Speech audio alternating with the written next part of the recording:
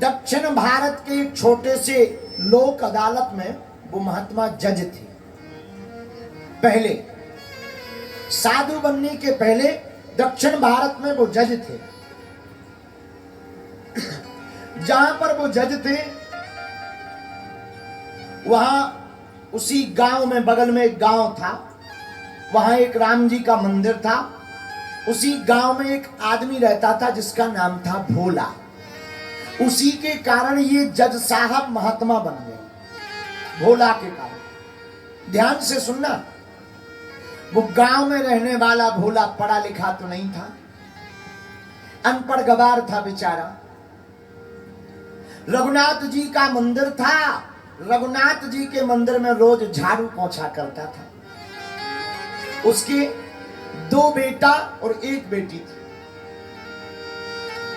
बड़े हुए बच्चे, बेटी विवाह के योग्य, शादी के योग्य हो गई। तो पुत्रों ने कहा पिताजी किसी से कर्जा उधार ले लो, बाद में हम मेहनत करके चुका देंगे, पर बेटी का विवाह कर दो। पिता ने पुत्रों की बात मानकर एक गांव के सेठ के यहां से 2000 रुपया उधार लिया। सस्ता जमाना। सेठ जी ने ब्याज की दर तय कर दी, लिखा पढ़ी हो गई, 2000 रुपया उधार दे। ध्यान से सुनना। आहा, बेटी का विवाह हो गया। उधर उस भोला केवट नाम के बच्चों ने मजदूरी की। विवाह के बाद 2000 रुपया जमा किए और 2500 रुपया पिताजी को देकर कहा पिताजी ये सेठ जी के रुपया चुका दो।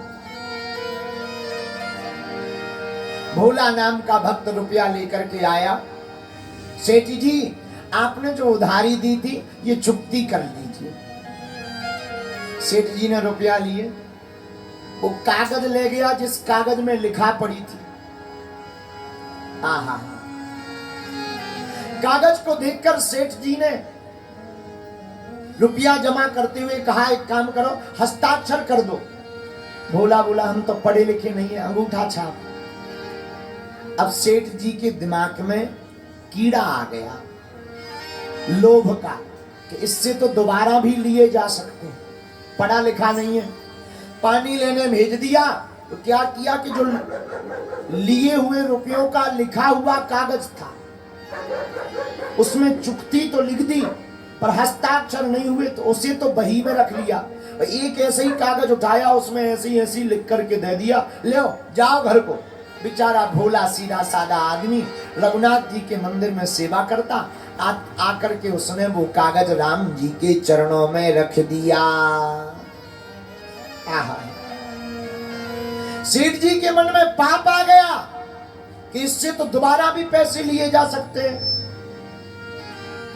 बेचारा कागज ला करके रघुनाथ जी के चरणों में रखता है। इधर सेठ जी ने लोक अदालत में मुकदमा कर दिया कि हमारे रुपया नहीं दे रहे हैं, भोला नाम का केवट है, गांव में रहता है, रुपया नहीं दे रहे, मांगने जाओ तो गुंडागर्दी करता है। लोक अदालत में मुकदमा किया, इन्हीं जज साहब की अदालत में।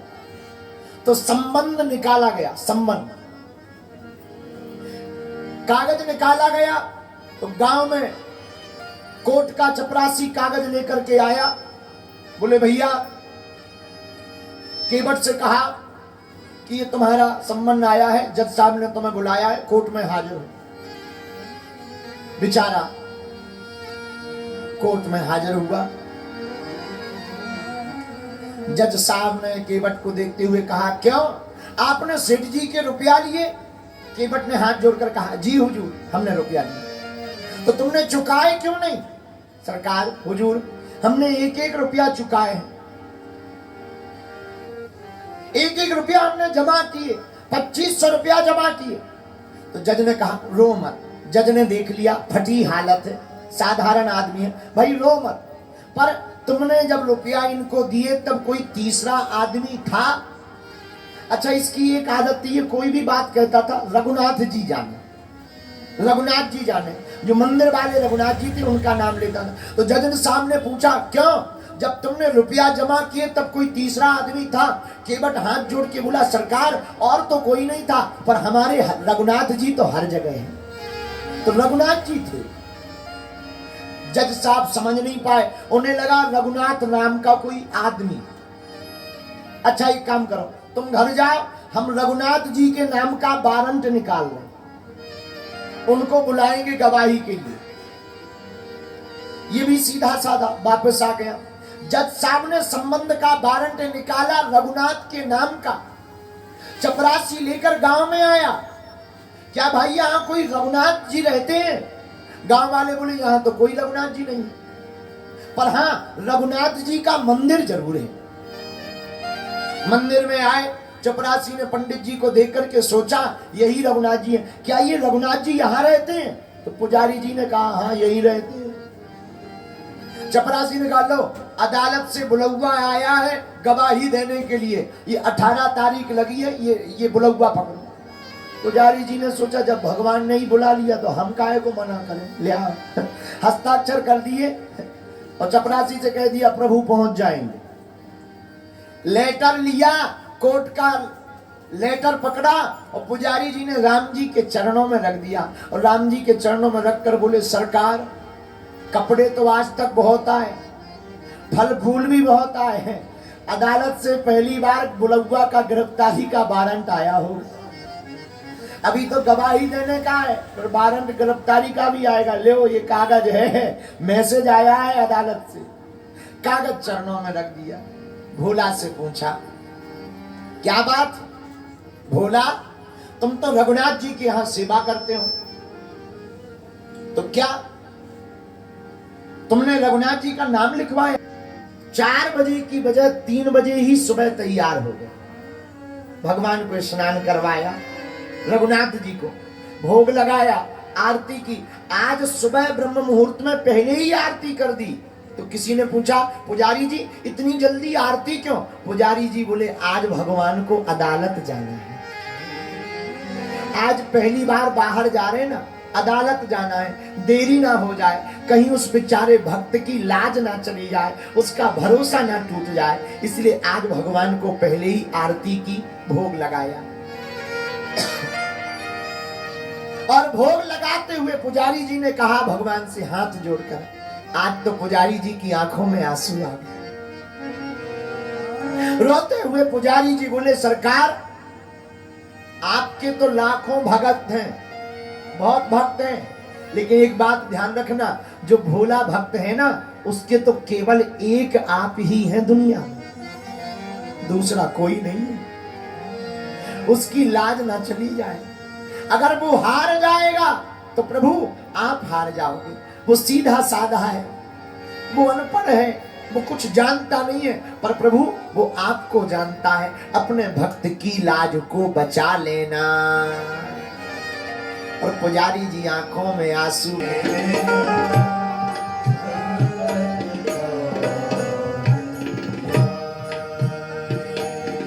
संकट कौन निवारे हो,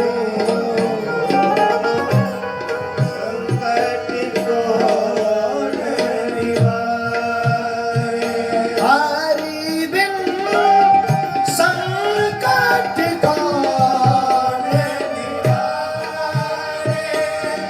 हरि बिन संकट कौन।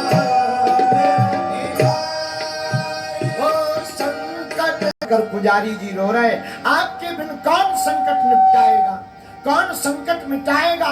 हे रघुनाथ जी, वो भोला भाला सीधा साधा भक्त है, उसका आपके अलावा कोई नहीं है, आप ही उसके संकटों को बचाना।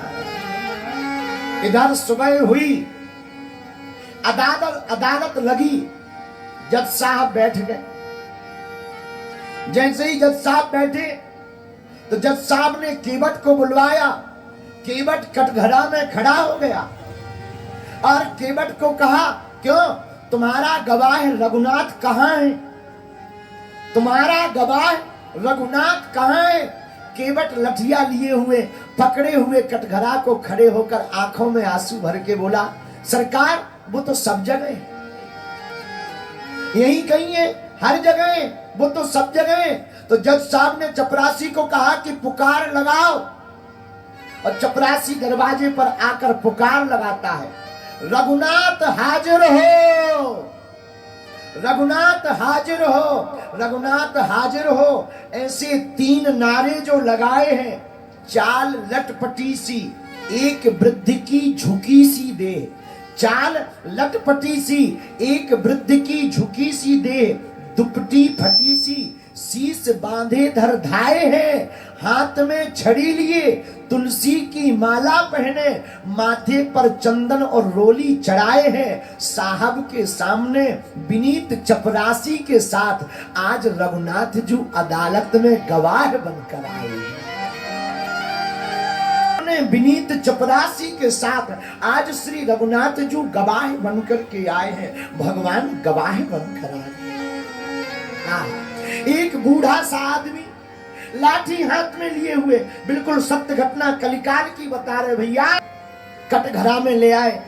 जज ने देखा वो चमकीली आंखें, बूढ़े जरूर हैं पर चेहरे पर तेज बड़ा प्यारा है, चेहरे पर लालमा बड़ी प्यारी है, मुंह के दांत ठीक नहीं है पर मुख की मुस्कान बड़ी प्यारी है। जज साहब उस वृद्ध रूपी गवाह को देखकर चकित रह गए। धीरे से पूछा, ये तुम्हारे ही गांव के? केवट ने कहा, हमारे गांव के नहीं, हमारे घर के। अच्छा, कौन हो? महाराज, हम तो कोई नहीं है, हमारा नाम रघुनाथ। केवट से कहा, क्या यही गवाह है? हाँ, यही गवाह है। जज साहब ने पूछा, क्या तुमने केवट को रुपया देते हुए सेठ जी के देखा है? रघुनाथ जी बोले, हाँ हमने देखा। तो सेठ बोला, झूठ बोल रहे, ये हमारे गांव का है ही नहीं, रघुनाथ नाम का आदमी भी गांव में नहीं है, ये झूठ बोल रहे। तो तुरंत भगवान बने रघुनाथ जी, बोले काय को झूठ बोलते, हम तुम्हारे ही गांव में रहते हैं, मंदिर में।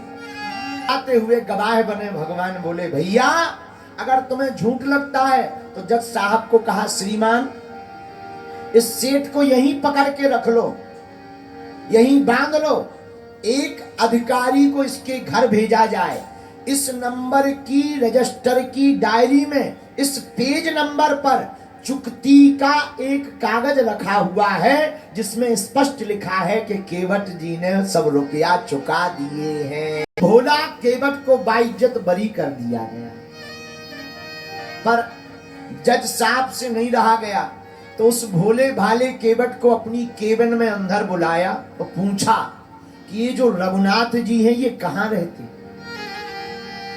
केवट बोला, हमारे गांव में मंदिर में। अच्छा, इनका मंदिर है क्या?